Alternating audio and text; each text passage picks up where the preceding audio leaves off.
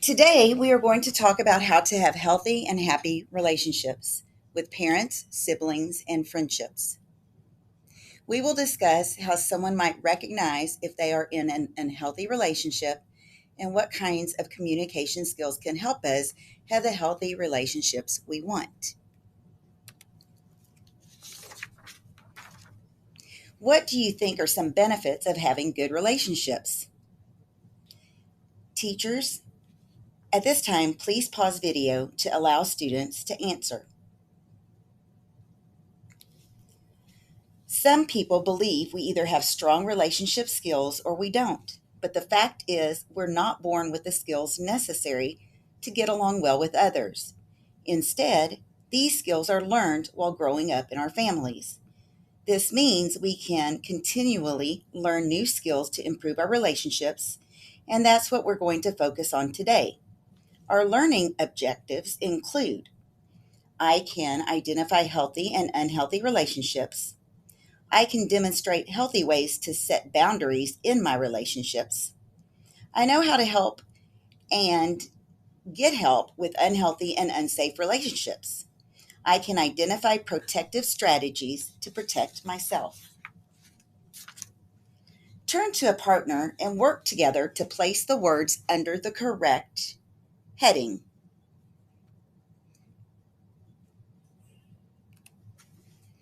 Teachers, please pause video for 3 minutes for this activity. Which words were difficult to place under a heading? Why? What are some ways people have treated you that have helped you feel good about yourself? What are some characteristics of a healthy relationship? Let's take a look at characteristics of a healthy relationship. Treat each other with respect and fairness. Treat each other as equals. Are honest. Try to have clear communication. Never physically hurt or threaten the other person. Have shared interests. Also have separate interests. Enjoy being with each other. Support and encourage each other. What are some characteristics of an unhealthy relationship? Let's take a look at signs of an unhealthy relationship. Treat the other disrespectfully and unfairly. No shared interests. Frequently argue or fight. Doesn't care about the other person's feelings. They only do things with each other. No separate friends or interests. Don't enjoy spending time together. Push you to do things you don't want to do. What comes to mind when you think of an abusive relationship? Tries to control what the other person does, who they see, what they wear, or what they say. Throws or breaks things during an argument. Hurts the other physically. Jealous or overly jealous. Uses name calling, humiliation, or put downs to the other person. Lies, changes their story, or minimizes the other person's experience to make the other feel like they are going crazy. Physical, emotional, and sexual abuse and exploitation are all forms of abuse. Being aware of the characteristics of harmful relationships and making decisions about safe boundaries and limits promotes healthy relationships. Let's take a look at what dating violence is. Dating violence can take place in person, online, or through technology. Recent research indicates 1 in 12 teens experience physical or sexual dating violence. Dating violence can include hitting, shaking, biting, throwing things, pushing, using a weapon, choking, isolation from friends and loved ones, forcing to prove loyalty, pressure to have sex, threats of harm. Facts about technology abuse. Technology can be misused for a means of abusing someone. 50% of 14 to 24-year-olds have experienced digital dating abuse. 1 in 3 teens say they receive multiple texts an hour by a partner keeping tabs on them. 68% of teens say partners sharing private or embarrassing pictures, videos of them is a serious problem. 1 in 4 teens in a relationship say they have been called names, harassed, or put down by their partner through text or social media. The consequences of dating violence include potential for restraining order, arrest, a criminal record, and jail time.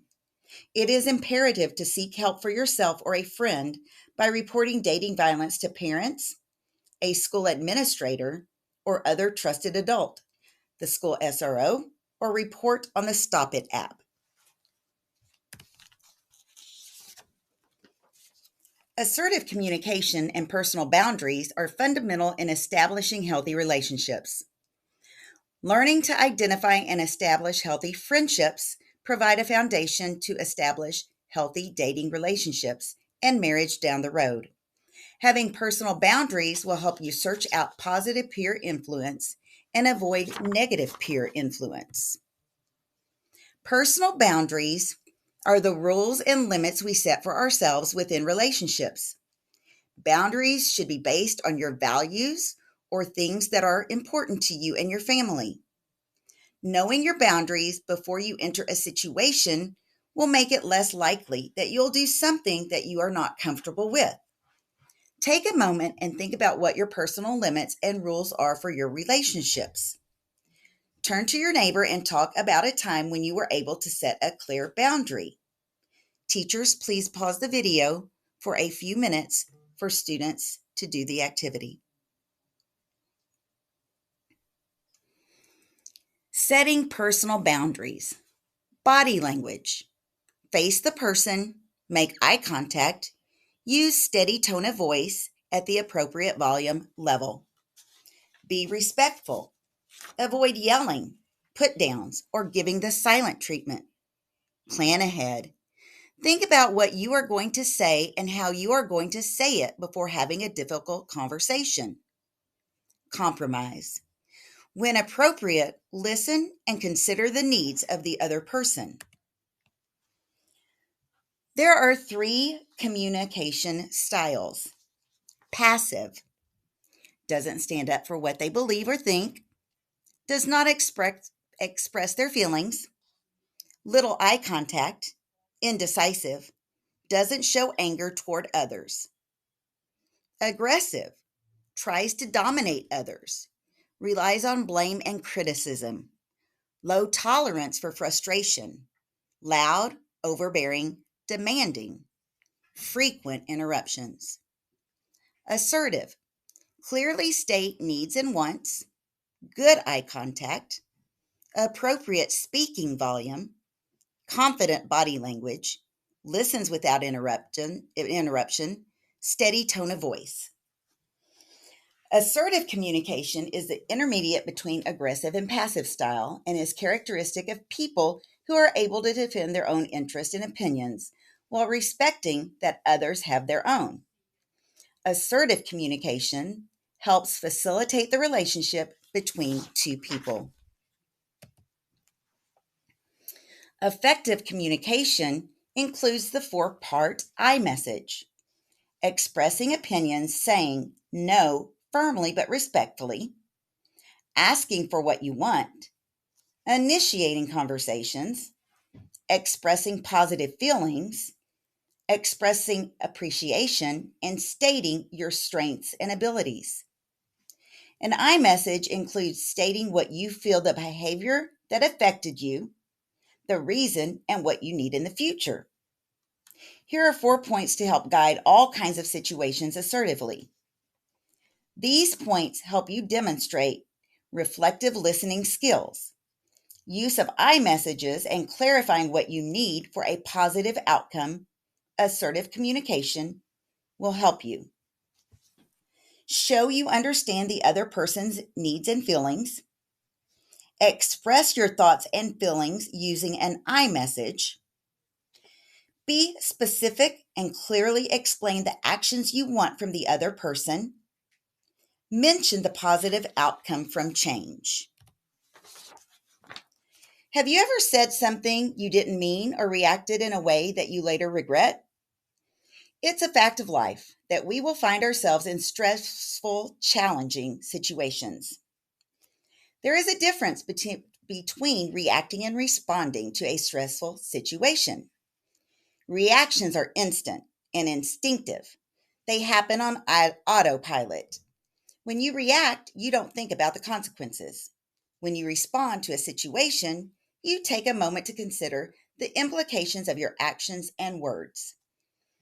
The key to responding to a situation versus reacting is to give yourself a moment, 6-second rule, to make a conscious decision about what to do or say.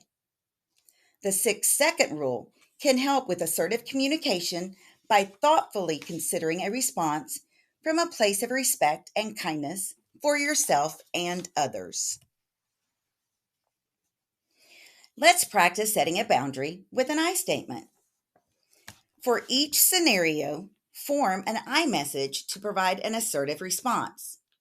Before responding, consider what your wants and needs might be in each situation.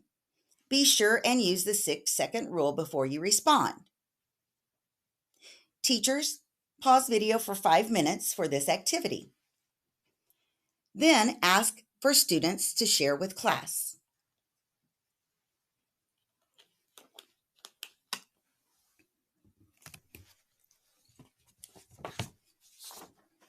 What can I do if I've tried to set healthy boundaries and the person is still mistreating me? Report to your parents. Report to a teacher, counselor, student resource officer, or an administrator at school. In the relationship, report to stop it. Those who abuse or mistreat others count on their victims not saying anything. You have the power to prevent bad things from happening to your friends when you report potentially dangerous things you see or hear to a trusted adult. Let's take a look at the benefits of reporting to help protect yourself and others against abuse, assault, sexual harassment, and violence. Here are some examples of the impact you can make by reporting. Make the call to save a life. During each school year in Frisco ISD, hundreds of reports are made on the Stop It app pertaining to friends who are being bullied, harassed, depressed, suicidal, or are in unsafe situations. 2 high school students in California saw a presentation on sex trafficking and made a call to local police when they saw suspicious activity on a Facebook account. Their report led to a year-long investigation that eventually revealed 69 more victims. Sex trafficking is one form of trafficking in the United States. It is a billion-dollar industry worldwide. Traffickers will use force, fraud, and coercion to induce their victims to perform sex acts against their will. By creating a climate of fear, traffickers are able to manipulate their victims to do almost anything. As long as the victim believes the trafficker is capable of carrying out threats, the victim will remain compliant. Sex trafficking is one form of human trafficking. It occurs when a person is forced to engage in a sex act or pornography against their will in exchange for anything of value, such as food, shelter, drugs, or money. Quick facts. Every year, minors in America are victimized in the human and sex trafficking industry. Any age can be exploited, but commonly recruited ages range from 12 to 17 years old.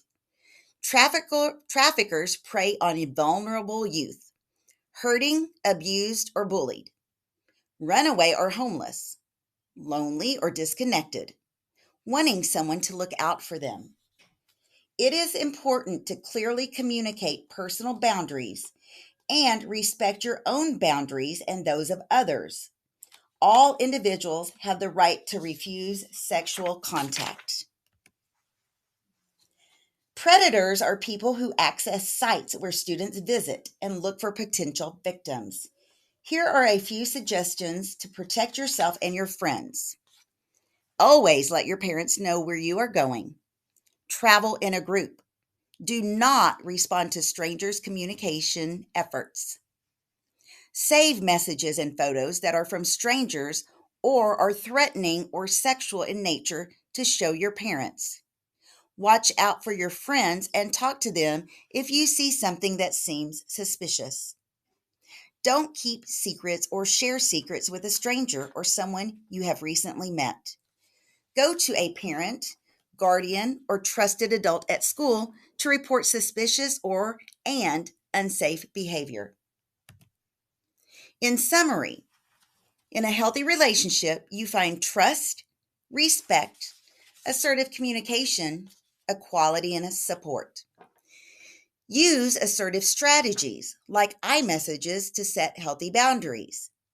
Report abusive relationships to an adult at home and school. If you suspect trafficking, report it. Report to a trusted adult at home and school. Report to your Stop It app. Call 911.